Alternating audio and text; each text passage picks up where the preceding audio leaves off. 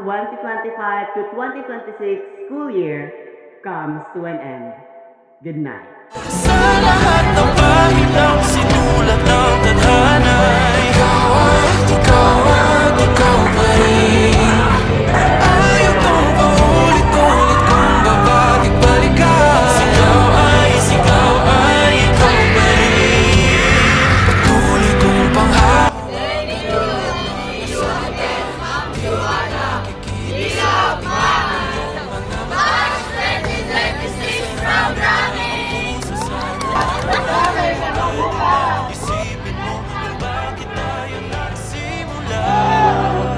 Na di matuklasan, pabalik Ikaw at tapuan ang mga matang nakatanaw sa umpisa ng yugto. Sigaw ay Naisulat pa